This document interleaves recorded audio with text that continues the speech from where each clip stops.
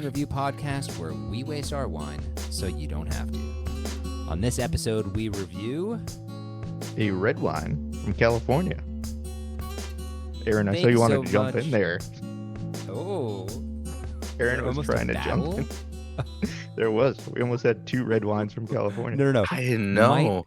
Might I actually suggest that it wasn't a battle for who gets to say it? It was a brief panic from Aaron when he thought he was responsible for saying that. That is A sigh of 100%. relief when you said it, Colin. Yes. My open mouth turned into a smile. I was like, it wasn't me, but I thought it might have been.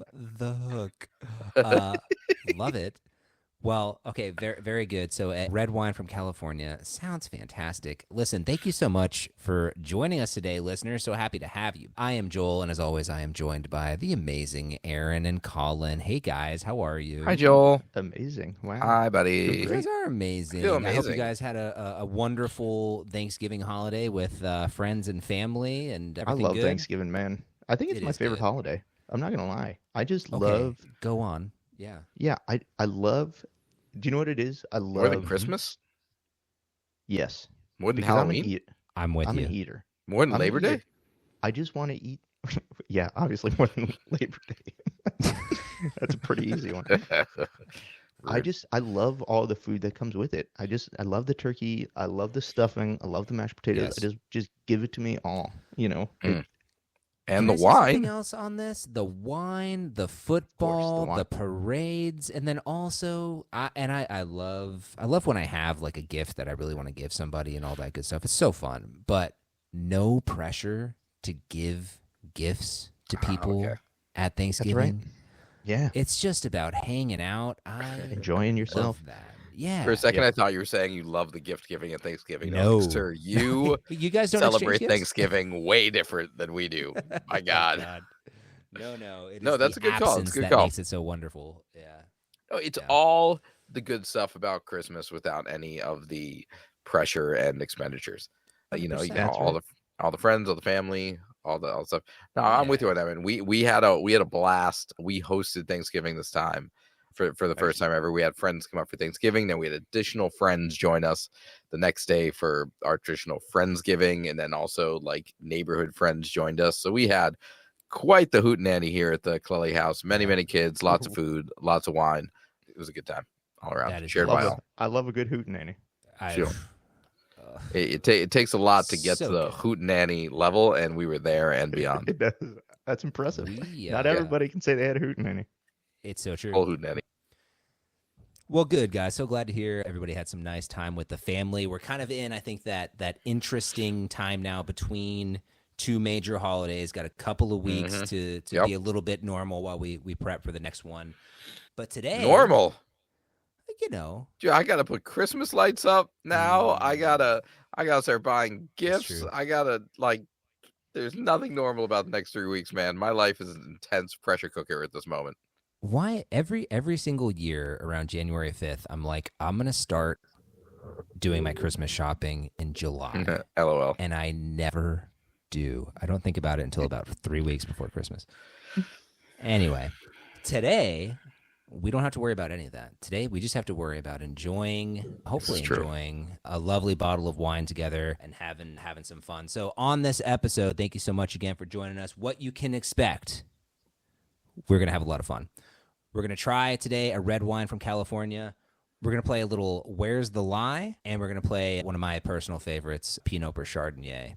And then, of course, we're going to get into our review of today's wine. So before all of that, let's get into the details here of what it is we're drinking. Colin, would you walk us through our red wine from California today? I'd be happy to.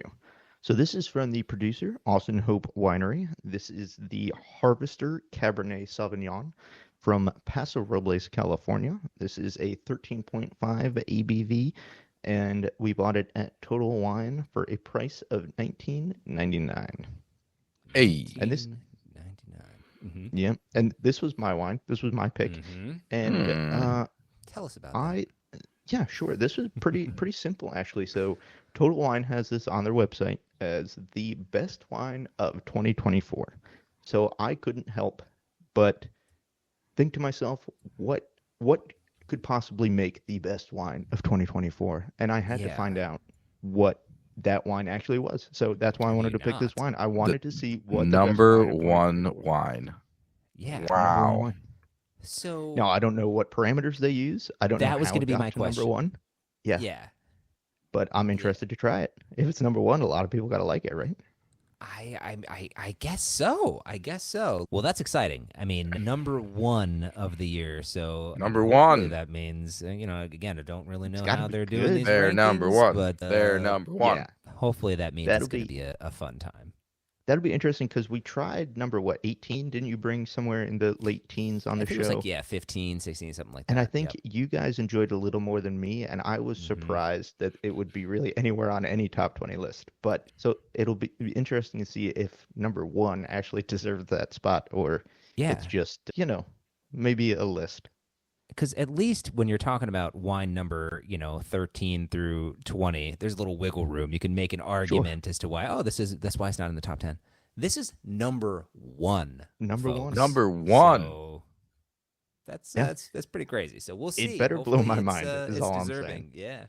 Well, let's see if it does, guys. I think we opened up our bottles. Let's go ahead and get our first Yeah. interpretations here. And also this, as we're starting to assess, it's like I have to imagine, like, if it is Total Wine's number one, it could be the number one bottle they sold, and so this could be an easy drinker or something that that the people like. I see that it has a 90 point from Beverage Dynamics. Like, we've seen wines with 91, 92, 93, 94, 95 from different people. 90 is not the highest we've seen, so it might be something else. Maybe it's volume that they sell to, because I will say also the label is very trendy and very appealing. It's a cool label. Yeah, Very nice. we've got our noses in there. So Aaron, I'll go to you first. What do you get? Woo!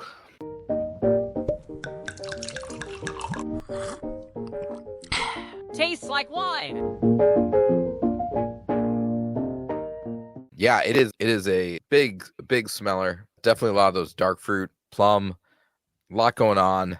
Colin could probably talk more specifically about the other little things in there, but I don't know. It's got a big aroma. Colin, help It's me out. definitely big. I agree with you there. No, you're Yeah, right. Colin. It's huge. Yeah, no, very expressive. Yeah, no, dark fruits for sure. Plum, maybe a little blackberry, and then you get a ton of oak.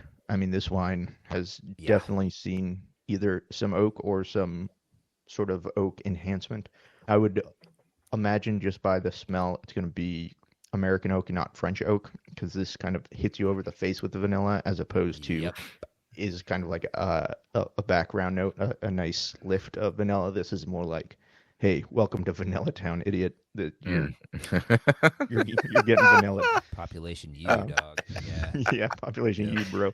So Mhm. that's what Yeah. I'm getting at the start here. Yeah, agreed. That was kind of the first thing that popped out to me too, was the spices and the spiciness of this. It was also interesting because I thought for a second, sometimes when we stick our noses in like a 15%er, it's like, whoa, there's alcohol in here. I almost had that reaction, but then I had to stop for a second, because this thing is only a 13.5, which is relatively low for a bold, California Cabernet. And then I had to realize that, what I'm getting is this interesting oak treatment. I like the way that you said that too. And I think the results of that, because these spices are in your face. They are For sure. smacking your nose. So Yeah. Now, and I'll Interesting. say you said spice, which is interesting because I got mostly vanilla from the oak, but I'm also Yeah. getting a little bit of black pepper in there, which once you said spice kind of triggered that in my mind. I like that. Okay, let's give it a taste. All right, Aaron, I'll go back to you. Yeah, I mean, one, I want to say for the listener, like, we've opened this up a while ago. We gave it a quick taste when it first opened, and I think we all kind of decided to let it sit and open up for a while. So definitely getting a new experience now. Structure standpoint, like, really medium tannin. It's really there's like a very smooth aspect to it. I don't know how to. It's like a word that we use to describe wine very often, but I'm not really sure exactly what that is. But Colin, maybe you can help me out with like what that structure piece is here with this red wine. Maybe it's a low tank. Maybe it's like, I think it's the I don't know. absence of acid. that's, I was gonna say that, but I didn't want to sound Yeah. crazy. It's like very low acid, right? Mhm. I don't know if it's low acid. because if you do the saliva test and just let it sit, it's actually pretty significant. Maybe while you're sipping on the initial sip, there might not be as much of that acidic punch, but like my mouth is absolutely watering right now. So I think it's pretty high acid, pretty high tannin. Actually, the grip on this is pretty intense, especially around the gums. I would say too, you definitely get a lot of the oak up front. Like I think that's the number one thing you get. It definitely plays the lead role in this wine, even over the fruit. I think you get a little bit of that black pepper. I think you get some of those dark fruits, but the oak is really the big thing. And then I will say the one other note I pick up on the palate, there's like it's like a coffee note, like a darker coffee note that I'm getting, but it's all on the back end. It's not on the sip or anything like that. It's all on the finish. I actually too was going to call out a little bit more of like a red fruit situation. Like I think there's a little, I don't know if it's cherry or almond or something that's peeking through a little bit on the sip for me, but definitely agree with everything you guys are calling out. But that's the only other thing that's kind of peeking out to me. Almond is really an interesting call because not one I would think of. But the almond reminds me of those tiny, like Italian rainbow cakes. I don't know if you've ever had those, like the tricolor cakes. It's very similar to that. So I think that's a really cool call because I wasn't thinking that before you mentioned it. Boom. But dude, I'm so stuck. I'm stuck because you're saying it's really high tannin. I'm not I don't know what it is. I'm not experienced that way. I don't disagree with you, but like my immediate reaction was like medium tannin because I'm not getting like the intense grippy feeling. It's there. You're right. Now I'm thinking about it's hanging out, but I think maybe we haven't talked a lot about the body of wine, and we don't talk about the body often. I don't think this feels really thick to me. Like this feels like I'm drinking a glass of milk, and and maybe that's like the smoothness that I named at the beginning, but like there's something, and I can't put my finger on it. Yeah, the tannin is intense. Just take a sip, switch it around your mouth for a little bit, and just pay attention to your gums too. Yes, like 100%. Put it up there. Because I am, and you're right. Like my mouth is starting to like. It wasn't my initial reaction. I feel like we've had some wines where like immediately you're like, oh shoot, this is like super high tannic. I feel the one we did like a month ago that I couldn't move my mouth.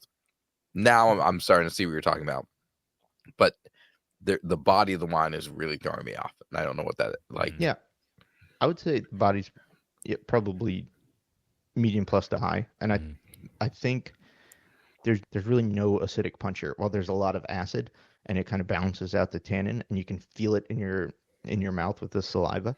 It doesn't really come forward, and there's also not a lot of alcohol here. Sometimes the alcohol can be pokey and jabby. This doesn't really have that experience. The alcohol is very well integrated, so maybe that's part of what you're experiencing. Yeah, maybe that's it. Maybe I'm used to like with this much tannins and this much body, like I'm used to also alcohol being along the way, being like, hey, also remember me. I'm a big deal here, and this is lower for this kind of wine. And so I wonder if the alcohol is missing. I don't think it's necessarily a negative thing, but it's missing from the experience of what I normally get from this kind of wine. I don't know. Joe, maybe, what do you think? Well, maybe because I don't think that, a bigger, bolder body and big tannins is atypical of California Cabernet Sauvignons. I think that's kind of par for the course. So, yeah, I mean, if we were to point to anything so far that would be different, I think it'd be that lower alcohol. So maybe that's what you're missing on there. But at the same time, I feel grateful that there's not more because I think that it would be distracting, to be quite honest with you. I think that the level that's there is good. And for the most part, I think there's a nice balance here.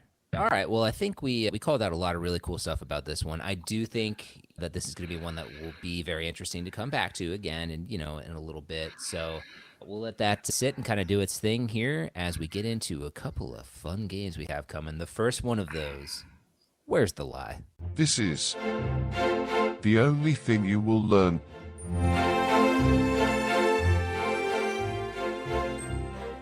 Aha. All right.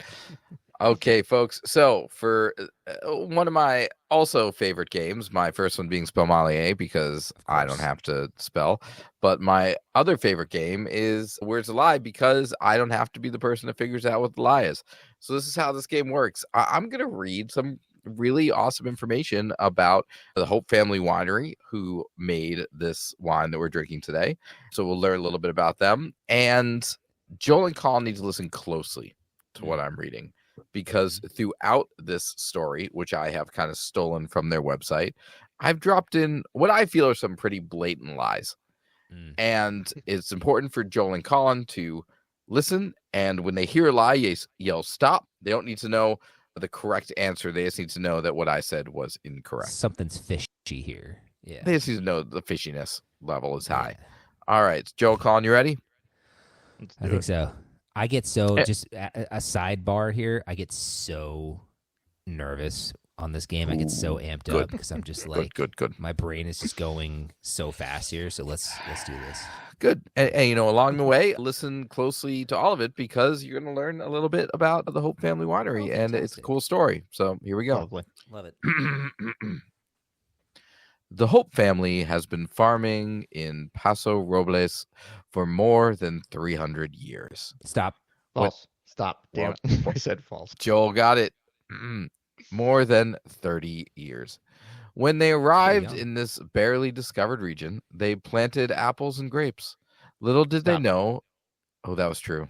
They planted apples and grapes. Yeah. -1 for Colin and +1 for Joel. Little did they know that the rolling, snow-ridden, oak-studded terrain. Aha. Ooh, that was Colin. Colin got that one. That's fair. You're right. It was not snow-ridden. It was oak-studded, which is different. Colin, congratulations. You're back to 0.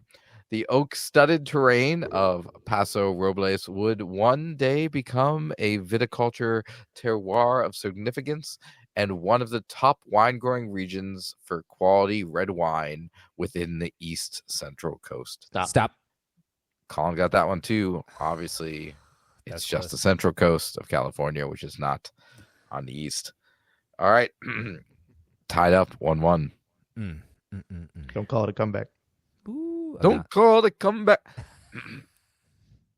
Gone are the apple orchards. Today, the Hopes cultivate mature vineyards of the varieties best suited to their area, including Cabernet Sauvignon, Syrah, Merlot, Mourvedre, and Gewürztraminer. That was it. Stop. That was a lie. Oh, too late. You're just not like, come on. I even put there's no Gewürztraminer in Paso Robles. It could be. Jerks. No, it's Grenache. All right, we're moving forward. Oh. Vine density has increased, and each vine is asked to produce very little fruit. The terroir of this terrain, that's true.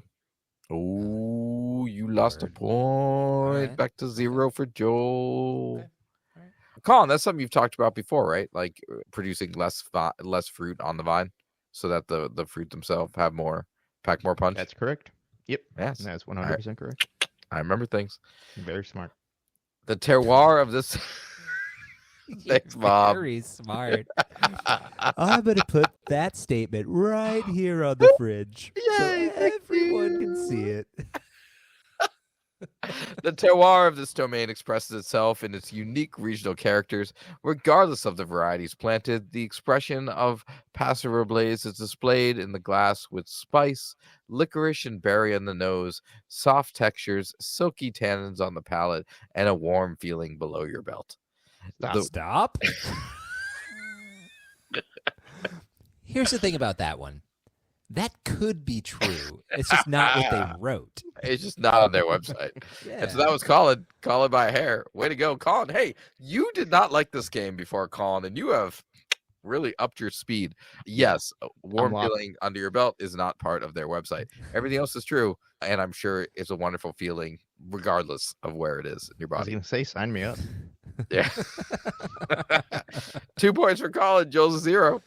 The Hope family wines consist of 6 individual brands: Liberty School, Triana, Quest, Austin Hope, Troublemaker, and Austin. Our winemakers and vineyard managers maintain an intimate and vital relationship wherein yearly tracking ensures vine health and consistent production. Hope Family Wines is committed to unsustainable growth. Stop. Joel got that one. Yes, they are committed to sustainable growth. It's a Definitely. huge part of their platform, actually. I would encourage you to read their website. They talk a lot about sustainability and a lot of really cool stuff on there. To practice, promote vine health, improve wine quality, and ensure that growers wear flat-brimmed hats at all times. Stop. Ah, Oh, Joel's making a comeback. While flat brim hats are very cool, it is not part of their platform. They do make sure, though, that all of the growers who are affiliated with their winery are profitable. oh, that's awesome. I love that. Yes, Very cool. wonderful. I believe I read on their website that they work with over 50 individual growers. So very cool stuff. Awesome. Tied 2-2. Spraying is only done when necessary, not on a calendar, and never after the August 1st. The number of hang glider tractors passing is kept to a minimum.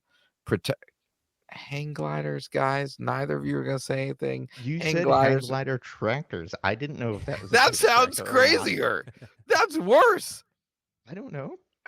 Okay. It's just tractors. They're normal tractors. There's no hang gliders. Okay, well, Uh, that's good to know. Pass, which terrifying if you think about it.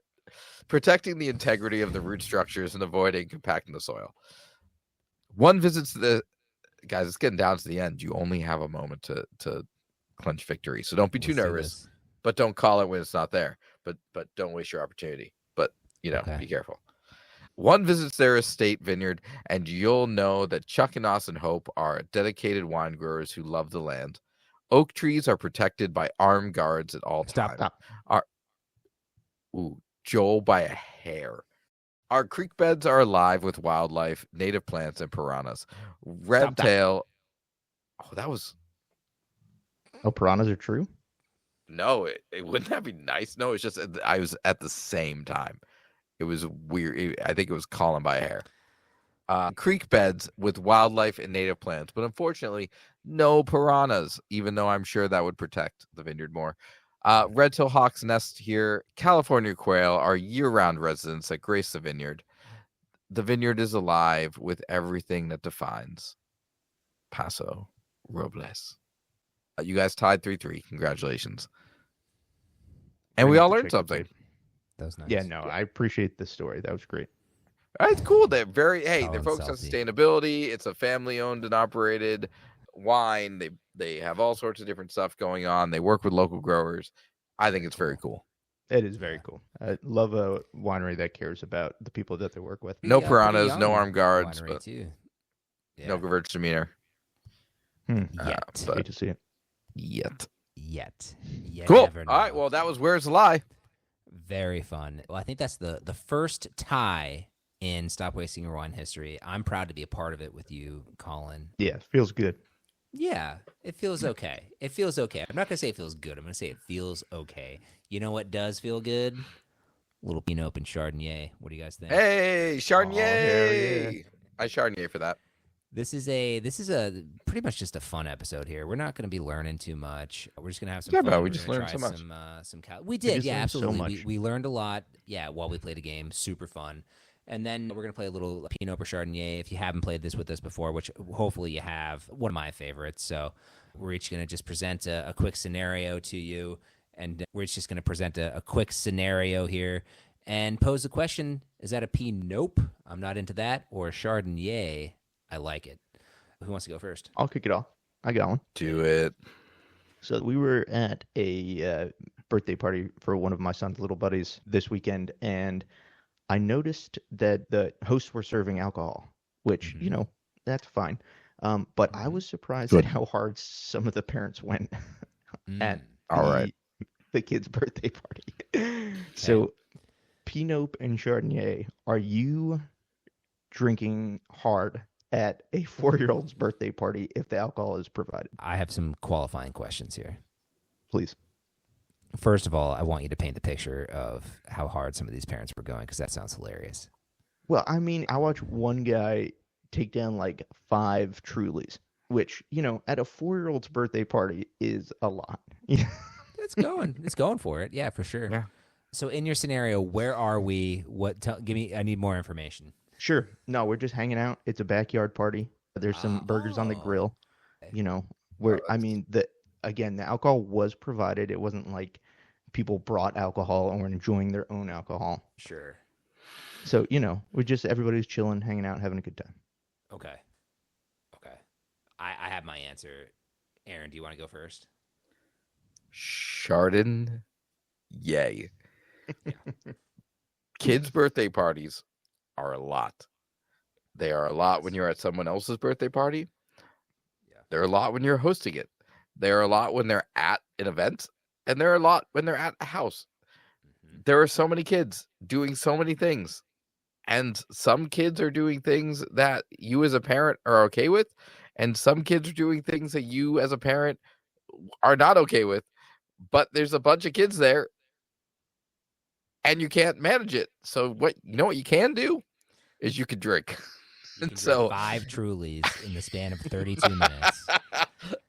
So we just had Holden's birthday a couple weeks ago, and 100% there was a kids table where the kids made slime, and there was the adult table where I had like a couple bottles of wine and beer and Trulies out, and I think I drank most of them because being in my house, I was just like watching kids body slam each other through my furniture and was like, I'm going to drink right now rather than yell at someone else's kid.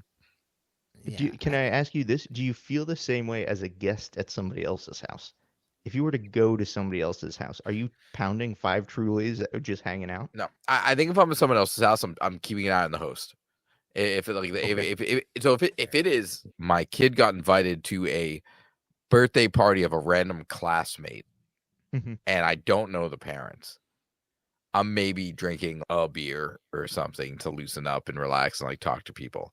But I'm not being like, thanks for inviting me, and like shotgunning beards over at the side. But if it's a family friend / friend of a kid, and I, buddies with the dad, and he's drinking, I'm drinking. Sure. So, Joel? This is a total ChardonnYay for me. And the reason I had to ask the qualifier question on this too is because for some reason in my head, if you put the scenario in like a Chuck E. Cheese, that's a PiNope. Weirdly, why? They sell wine.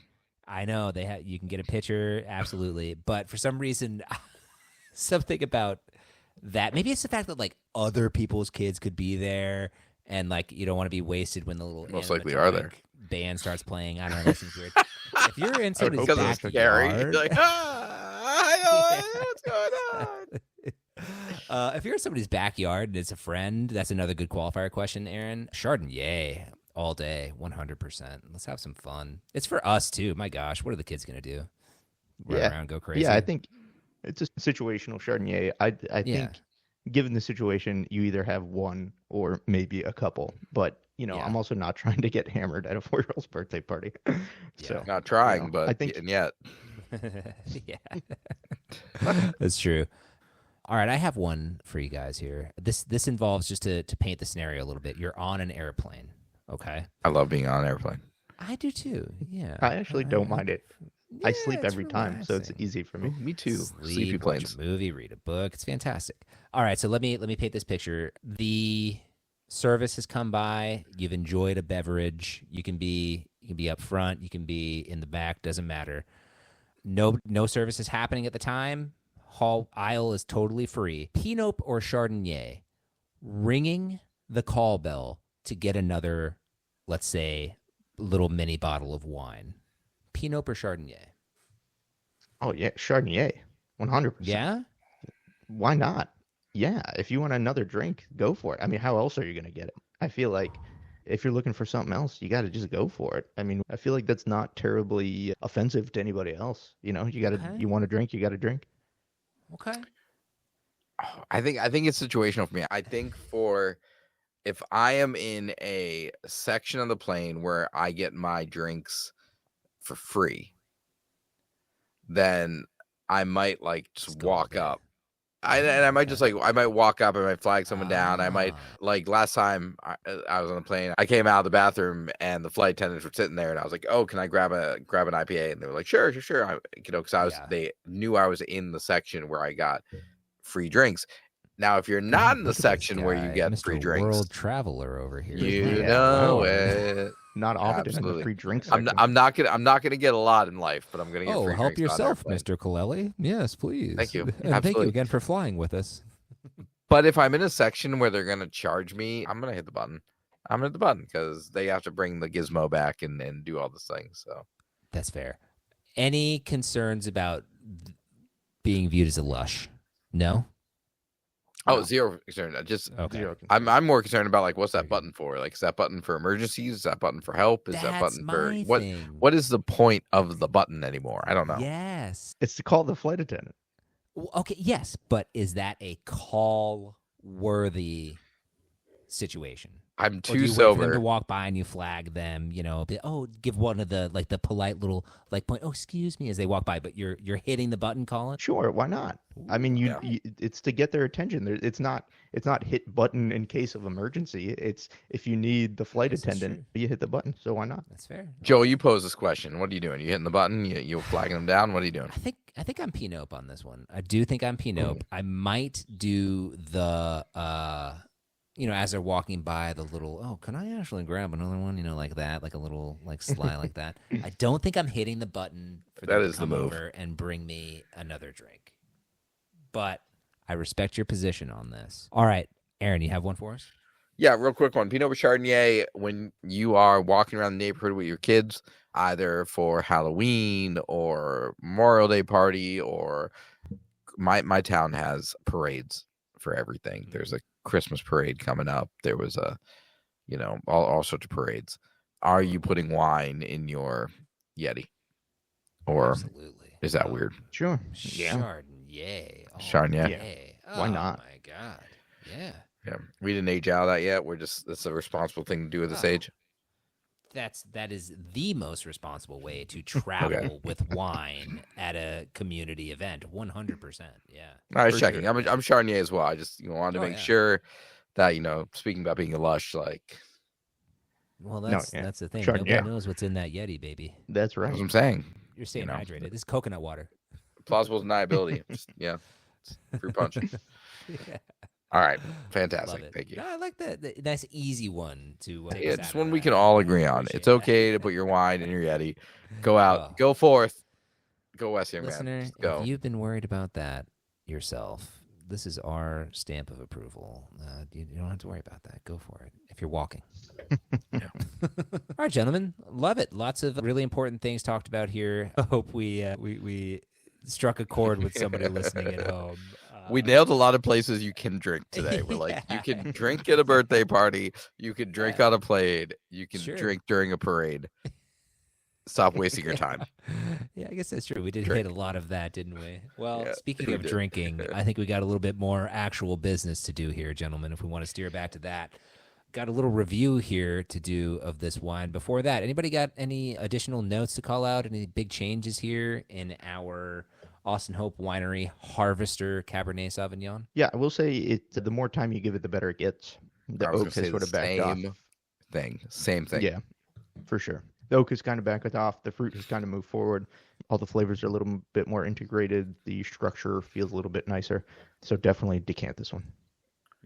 Yeah, 100%. I tossed an aerator on my bottle. A lot better. It's just a much more balanced experience. That time has gone by and it's aired out a little bit. I'm actually going to say it may be a little imbalance that has occurred that may be making this a little bit more enjoyable. Why has he got to be such a contrarian? Why has he got Yeah, to listen? explain. He's got to please. listen to what we said, and he's got to say the opposite. What I mean by that is just kind of going back to what we were talking about, and please feel free to disagree here. But when we were first tasting this, Aaron, you were talking a lot about that smoothness, that velvetiness, that silkiness. And Yeah. while I think that made for, like a very nice mouthfeel, I also thought it was very, I'm going to use the term flat. It's probably not the right term, but just like so even, and almost nothing was really jumping out other than the tannins kind of going crazy. And I think what's happened now is there's a little bit more, I don't know if the acid's able to peak out a little bit more, but like there's a little bit more going on to where it's not the same silkiness over the tongue. It's still very smooth, but it's not the same. There's a little bit more to explore there on the sip. Yeah. No, I would agree. But I think that's part of the whole thing is just a little bit more in balance. I think it all makes a little bit more sense together with, the things that I mentioned with the flavors kind of becoming more in balance. And I think the the structure makes a little bit more sense now, and I think that all has to do with the air. All right, well, there you have it. I think we've pretty much picked this thing apart. Let's go ahead and jump into our reviews. Yeah, but did they like it? It's time for the review. All right, Colin, this was your pick today, so you will go last. Aaron, I'm going to throw to you. Yeah, I'm gonna go ahead and say I think this is a solid counter wine. I can see why it would be a number one wine for Total Wine if it is like purchasing in volume. I can see this being something that people grab. It's not the most exciting wine ever, but it's not offensive. It has, if you like Cabernet Sauvignon and there's certain aspects of tannin and structure that's like in your brain, like, yeah, this is fine. I'm not writing home about it. I wouldn't bring it to a party. I wouldn't bring it to a dinner. But at the price point that's out, I'd be fine having this around my house and drinking it as I'm going about my business. So I would call this a solid counter wine. Nothing to write home about, but not terrible. Aaron, I feel like we've been in lockstep for a little while on our reviews because I agree. I at first wanted this so badly to be a kitchen table wine and, had the whole number one thing going for it. So I was kind of amped up. I was like, Yeah. "Hey, this must be, really, really great." And I can't put my finger on anything that would make this really, really outstanding or really cool, even terribly interesting, to be completely honest with you. I think it's right down the middle. Like you said, I'm not having a bad time. I'm not having a great time. It's it's wine. It's a example of cab that I think is kind of right down the middle of the lane. Yeah. So going on my it's fine counter, and I will probably drink it there, but not going to show it off to a lot of people. Colin? Yeah, I agree with you guys. I don't understand how it got to number one on the Total Wine bestseller list. Yeah. Like this is just about as average as wine gets. So to make it to the number one spot is insane to me because I would think the number one wine of 2024 would blow your mind. And it's fine. It's a fine wine. It's not offensive or anything like that. Like you guys said, Yeah. It's not the best wine I've ever had by far. Yeah. So I'm putting it on the counter just because it's drinkable. And sure. At $19, I'm not even that mad at the price. I would expect to pay about $19 for this. I think that's part of it, right? Like I think it's like it's a cool label. It's $20. It's a wine style that people are familiar with, right? So when we think about something like our Eagle Gal Côte d'Aron, right? We know that the Eagle Gal Côte d'Aron is a good wine for $15. We know it's a great wine for $15. But to find that, you have to go to the Côte d'Aron section. You have to find it. You have to dig in, and you have to know what you're looking for. This is a Cabernet Sauvignon, so it'll be in that section that is right when you come in. It is a bigger section. It is an American wine. It has a cool label, and the wine itself is not bad.